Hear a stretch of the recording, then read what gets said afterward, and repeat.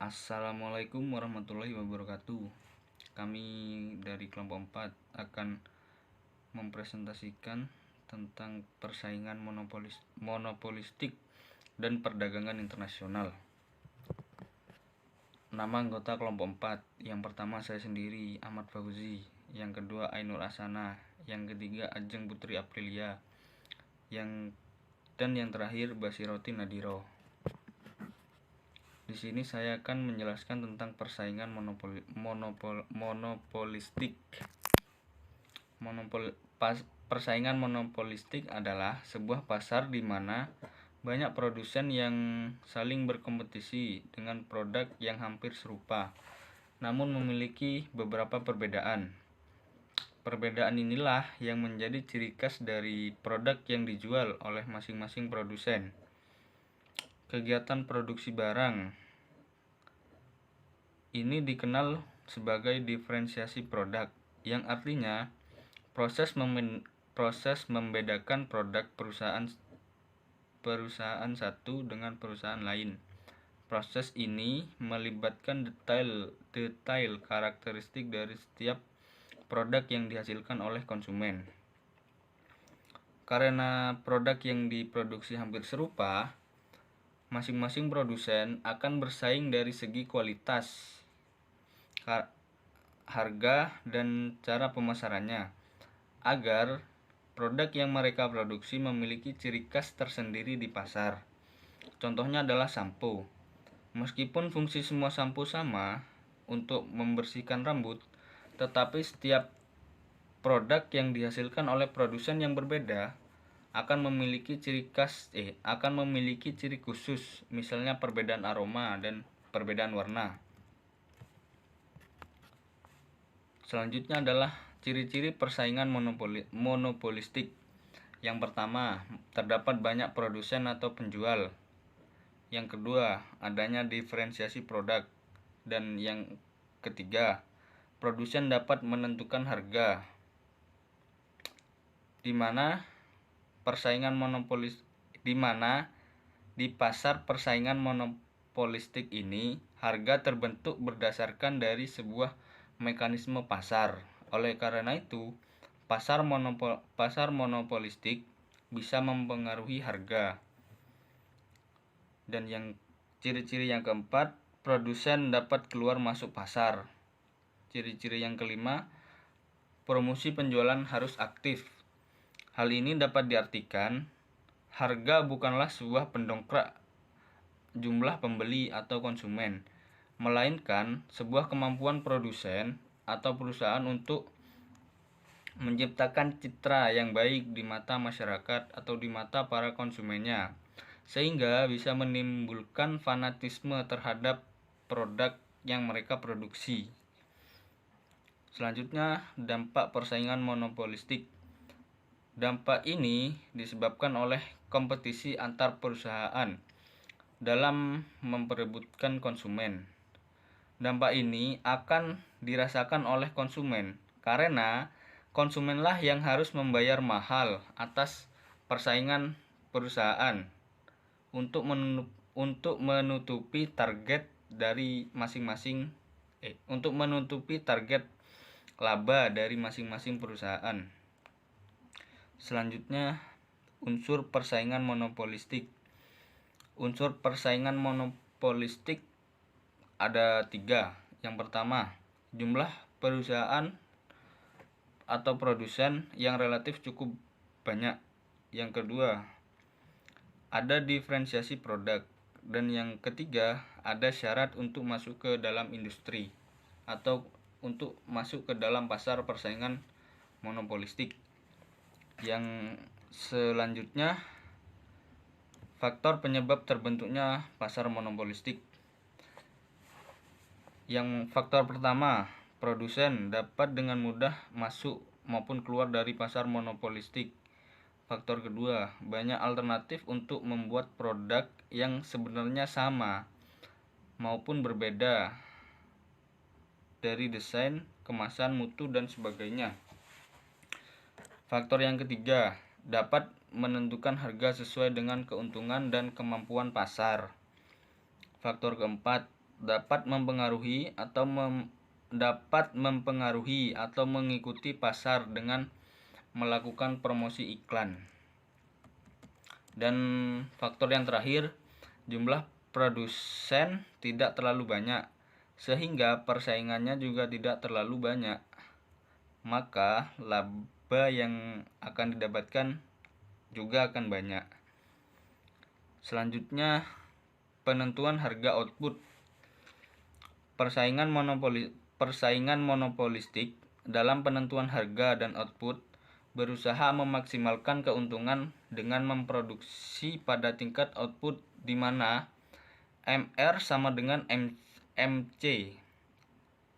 Kurva-kurva biaya pun bentuknya sama, karena perusahaan pesaing monopolistik dianggap membeli input di pasar persaingan murni dan menggunakan teknik produksi tertentu.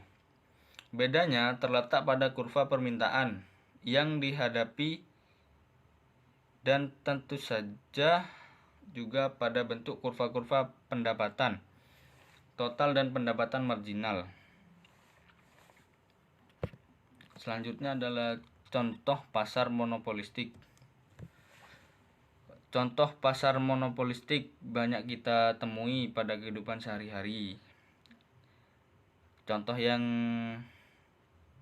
pertama adalah air mineral. Seperti yang kita tahu, produsen air mineral cukup banyak, seperti Aqua, Fit, Lee Mineral, dan Nestle. Masing-masing produsen memiliki ciri khas tersendiri, seperti kemasan, kualitas, atau ukuran yang membedakan produknya dengan produk saingannya. Contoh lain dari sepatu olahraga, Adidas dan Nike.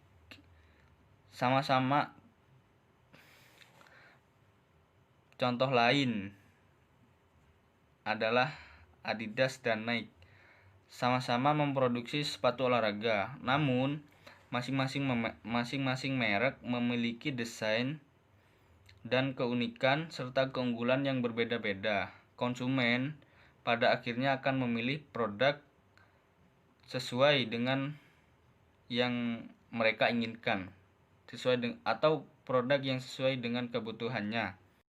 Selanjutnya saya akan menjelaskan tentang karakteristik pasar persaingan monopolistik. Yang pertama adalah produk yang terdiferensiasi atau diferensiasi produk. Yang kedua adalah jumlah perusahaan banyak dalam industri atau large number of firms. Yang ketiga adalah bebas masuk dan keluar pasar atau free entry and exit. Yang dimaksud dengan produk yang terdiferensiasi atau diferensiasi produk adalah pada saat konsumen dapat memilih barang atau membedakan barang atau produk dari sisi siapakah produsennya. Yang kedua adalah jumlah perusahaan banyak dalam industri large number of firms. Yang dimaksud adalah bisa kita lihat sendiri di negara Indonesia terdapat banyak sekali perusahaan.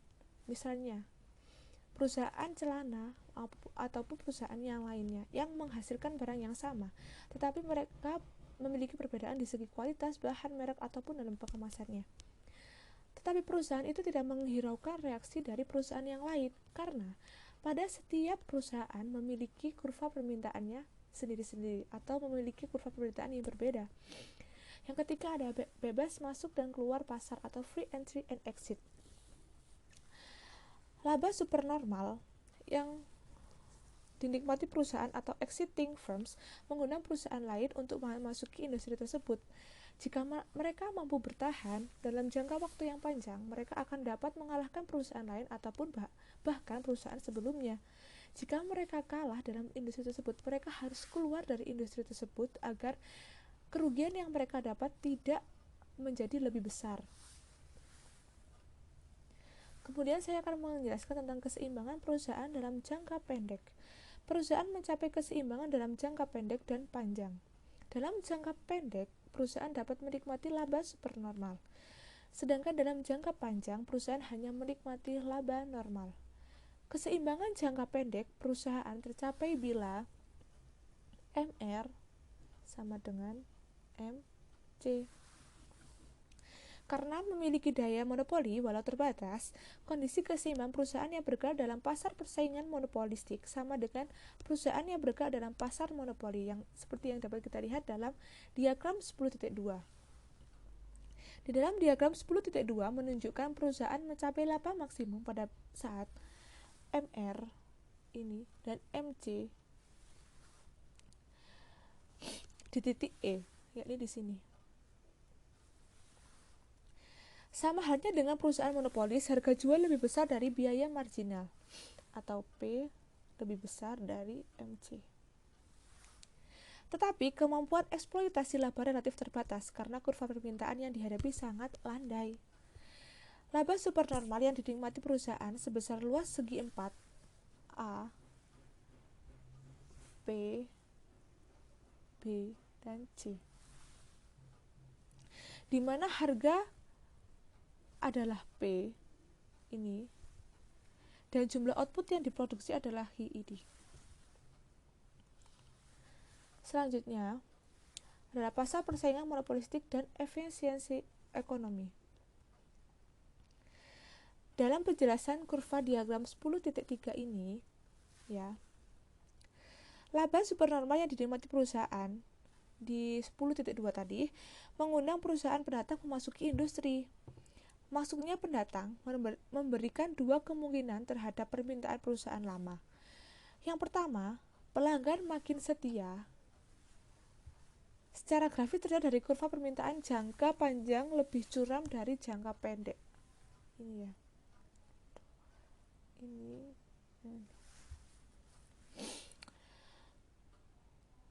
Atau pelanggan makin bersifat memilih seperti 10.3b yang B, di mana permintaan jangka panjang menjadi lebih landai dibanding jangka pendek. Ini pendek, yang ini panjang. Bagaimanapun pengaruhnya, perusahaan hanya akan dapat bertahan dalam jangka panjang jika mampu menikmati laba normal. Pada saat harga jual sama dengan biaya rata-rata atau P sama dengan AC, dalam diagram 10.3 ini, keseimbangan tersebut terjadi di titik A. Di titik A ini. Di titik A ini. Ataupun B di diagram yang ini. Di sini. Maaf ya Pak, gambarnya masih agak tidak jelas. Selanjutnya adalah keseimbangan perusahaan dalam jangka panjang. Dibandingkan dengan pasar monopoli, persaingan monopolistik masih lebih baik dilihat dari lebih kecilnya total kesejahteraan yang hilang atau dead weight loss. Namun tetap kurang efisien dibanding pasar persaingan sempurna. Ada dua penyebab mengapa pasar persaingan monopolistik tidak dapat lebih efisien dibanding pasar persaingan sempurna. Yang pertama adalah harga jual masih lebih besar dari biaya marginal. Karena memiliki daya monopoli, perusahaan dalam pasar persaingan monopolistik mampu membebankan harga jual yang lebih tinggi dari biaya marginal. Namun demikian, karena kurva permintaan yang dihadapi sangat elastis, maka selisih harga dan biaya marginal tidak sebesar dalam perusahaan monopolis. Yang kedua adalah kapasitas berlebih atau excess capacity. Telah dinyatakan karena sangat mudahnya perusahaan untuk keluar dan masuk, dalam jangka panjang perusahaan yang beroperasi dalam pasar persaingan monopolistik hanya menikmati laba normal. Keadaan tersebut kita gambarkan kembali dalam bentuk diagram 10.4 berikut ini. Ini diagramnya. Pada diagram 10.4, pada saat berada dalam keseimbangan jangka panjang, yakni di titik A ini, perusahaan sebenarnya tidak berproduksi pada tingkat yang paling efisien, sebab titik A bukan titik terendah pada kurva biaya rata-rata. Jika perusahaan ingin berproduksi pada AC yang paling rendah, ini ya, output harus ditambah sampai sejumlah QB di sini. Tetapi jika output melebihi QA ini, atau output keseimbangan, penambahan outputnya hanya menurunkan laba atau bahkan merugi. Karena penerimaan marginal lebih kecil dari biaya marginal. Dapat disimpulkan, dalam jangka panjang, perusahaan yang bergerak dalam pasar persaingan monopolistik akan mengalami kelebihan kapasitas produksi atau excess capacity. Selanjutnya adalah pengaturan pasar persaingan monopolistik. Ketidakefisienan yang dihasilkan perusahaan yang beroperasi dalam pasar persaingan monopolistik menimbulkan pertanyaan, apakah perlu pengaturan? Jawabannya adalah tidak. Hal ini berlandaskan 3 argumen. Yang pertama adalah daya monopoli yang relatif kecil menyebabkan kesejahteraan yang hilang atau dead weight loss relatif kecil. Yang kedua adalah permintaan yang sangat elastis menyebabkan kelebihan kapasitas produksi relatif kecil. Yang ketiga, ketidakefisienan yang dihasilkan perusahaan yang beroperasi dalam pasar persaingan monopolistik diimbangi dengan kenikmatan konsumen karena beragamnya produk, meningkatnya kualitas, dan meningkatnya kebebasan konsumen dalam memilih output. Yang terakhir yang akan saya jelaskan adalah tentang kelebihan pasar persaingan monopolistik dan kekurangan pasar monopolistik. Kelebihan pasar monopolistik adalah banyaknya produsen di pasar memberikan keuntungan bagi konsumennya untuk memilih barang yang terbaik baginya. Yang kedua, kebebasan keluar masuk bagi produsen mendorong produsen untuk selalu melakukan inovasi dalam menghasilkan produknya. Yang ketiga, diferensiasi produk mendorong konsumen untuk selektif dalam menentukan produk yang akan dibelinya dan dapat membuat konsumen loyal terhadap produk yang dibelinya. Yang terakhir, pasar ini relatif mudah dijumpai oleh konsumen karena sebagian besar kebutuhan sehari-hari tersedia dalam pasar monopolistik. Selanjutnya adalah kekurangan pasar monopolistik, yakni pasar monopolistik memiliki tingkat persaingan yang tinggi, baik dari segi harga, kualitas, maupun pelayanan, sehingga produsen yang tidak memiliki modal dan pengalaman yang cukup dan cepat keluar dari pasar. Akan cepat keluar dari pasar jika suatu perusahaan tersebut tidak memiliki modal atau pengalaman yang mumpuni. Selanjutnya, dibutuhkan modal yang cukup besar untuk masuk ke dalam pasar monopolistik karena pemain pasar di dalamnya memiliki skala ekonomis yang cukup tinggi. Yang terakhir, pasar ini mendorong produsen untuk selalu berinovasi sehingga akan meningkatkan biaya produksi yang akan berimbas pada harga produk yang harus dibayar oleh konsumen. Sekian dari saya, terima kasih. Saya akan melanjutkan presentasi dari kelompok kami. Perdagangan internasional. Sebagaimana yang telah kita ketahui bahwa perdagangan internasional adalah aktivitas perdagangan yang dilakukan oleh penduduk suatu negara dengan penduduk negara lain atas dasar kesepakatan bersama. Penyebab terjadinya perdagangan internasional biasanya terjadi karena adanya perbedaan harga barang, perbedaan hasil produksi, dan adanya keinginan untuk meningkatkan produktivitas. Perdagangan berdasarkan diferensiasi produk itu dibagi menjadi dua. Yang pertama, ada intra-industri, yang kedua ada antar-industri. Intra-industri terjadi ketika ekspor suatu negara dan barang impor dalam industri yang sama. Contohnya, mobil, bahan makanan minuman, dan komputer. Lalu, di antar industri terjadi ketika ekspor suatu negara dan barang impor yang diproduksi di industri sangat berbeda. Contohnya, mesin pengekspor dan pengimpor tekstil. Perbedaan perdagangan antar industri dan intra-industri dibagi menjadi tiga. Yang pertama, perdagangan antar industri didasarkan pada keunggulan komparatif, sedangkan perdagangan intra-industri tidak didasarkan pada keunggulan komparatif. Lalu, yang kedua, perdagangan antar industri melibatkan produk-produk yang memang berbeda. Sementara, perdagangan intra-industri mencakup produk-produk yang satu jenis. Ketiga, relatif pentingnya perdagangan intra-industri dan antar-industri bergantung pada seberapa jauh kesamaan negara yang terlibat. Lalu, mengapa perdagangan intra-industri itu penting? perdagangan intra-industri ini memperbolehkan negara mengambil keuntungan dari pasar yang lebih besar. Karena keuntungan dari menciptakan industri yang terintegritas dari dua negara bisa sangat besar keuntungannya. Lalu, yang kedua itu, pertumbuhan dari perdagangan intra-industri akan sangat pesat jika skala ekonomisnya kuat dan diferensiasi produknya tinggi. Contohnya misalnya barang-barang manufakturnya yang canggih-canggih. Lalu ada tipe perdagangan intra-industri dibagi menjadi dua. Yang pertama, perdagangan intra-industri produk homogen, harganya sama dan produknya identik. Lalu yang kedua, perdagangan intra-industri diferensiasi produk. Di perdagangan intra-industri produk homogen ini yang harganya sama dan produknya identik ini, alasan produk homogen karena supplier asing lebih dekat dari supplier domestik. Contohnya misalkan Amerika dan Meksiko secara geografis memiliki jarak yang dekat. Karenanya lebih memilih yang murah membeli di supplier asing sehingga menurunkan biaya transportasinya. Lalu ada negara-negara yang terlibat dalam perjanjian barang untuk mengimpor suatu barang dan motif lain. Dan negara pengimpor tersebut harus mengekspor barang lain dengan waktu yang berbeda.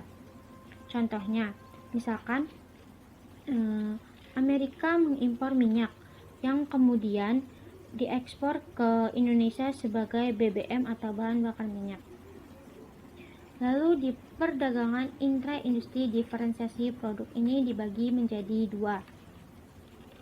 Yang pertama itu ada horizontal, yang kedua ada vertikal.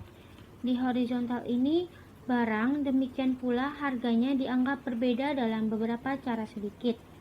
Jadi itu kayak perbedaan harga itu yang membedakannya.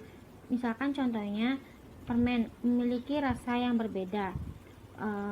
Kan permen itu banyak macam-macam rasa-rasanya kan.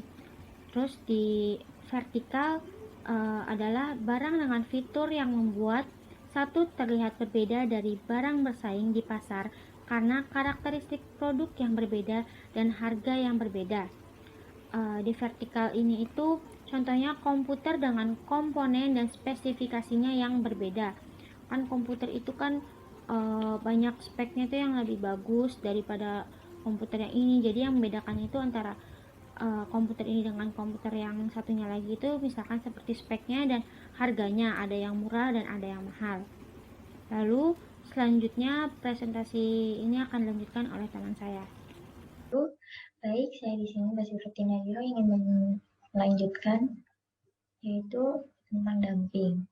Dumping adalah menjual barang ke luar negeri dengan harga yang lebih murah dibandingkan di dalam negerinya sendiri. Ada tujuan dari adanya kebijakan dumping. Yang pertama itu untuk menguasai pasar luar negeri. Persaingan kan dapat menyebabkan penurunan penjualan sehingga menurunkan keuntungannya juga kan. Jadi untuk menguasai pasar luar negeri itu sangat menguntungkan. Di sini untuk mencapai target penjualan yaitu dengan menggunakan dumping ini. Misal kalau produsen menjual produk yang mungkin tidak begitu laku di negara asalnya. Nah, itu dijual lebih murah di negara lain agar tidak terjadi penumpukan atau merugikan produksi. Setidaknya dapat menutupi biaya produksinya itu. Yang kedua ada mencapai target penjualan suatu barang kan. Nah, produsen akan melakukan apa saja untuk mencapai target penjualannya itu. Upaya yang dilakukan oleh negara pengekspor adalah dengan menggunakan dumping ini. Dengan menggunakan strategi dumping tersebut diharapkan konsumen negara tujuan ekspor akan semakin tertarik untuk membeli barang karena harganya yang ditawarkan kan lebih murah daripada harga pada umumnya. Dengan begitu, konsumen akan berbondong-bondong membeli barang. Hasilnya, target penjualan dari produsen negara pengekspor pun akan lebih mudah tercapai. Yang ketiga ada menghabiskan sisa barang.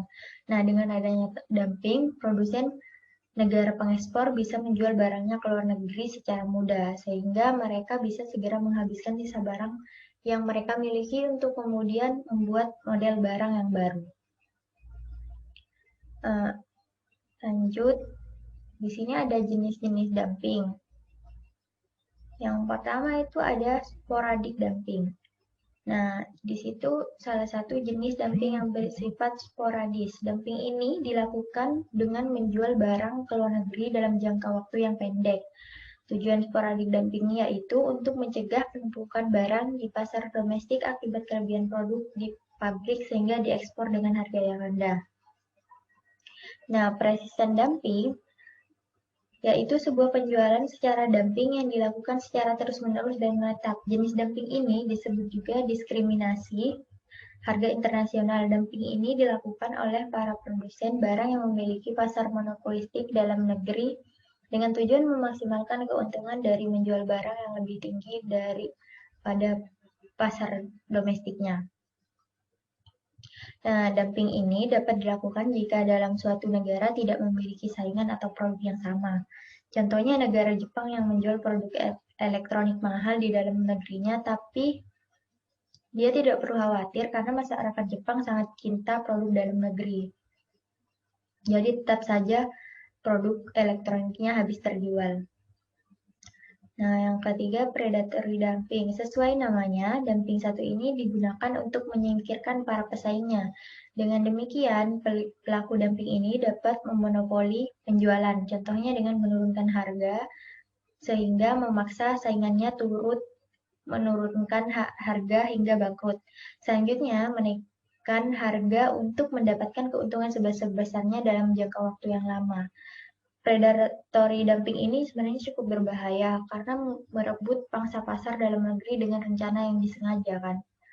Dalam jangka panjang, predatory ini juga akan merugikan konsumen karena terus menaikkan harga, sementara konsumen tetap harus membeli karena sudah tidak ada produsen yang lain yang menjual barang yang sama kan. Nah, jenis dumping berdasarkan tujuannya.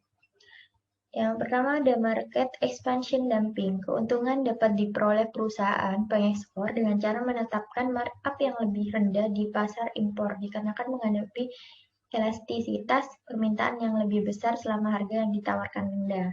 Cyclical dumping itu muncul akibat biaya marginal yang tidak jelas atau cenderung rendah. Bisa jadi penyebabnya yaitu biaya produksi yang menyertai kondisi dari kelebihan kapasitas produksi yang terpisah dari pembuatan produk terkait.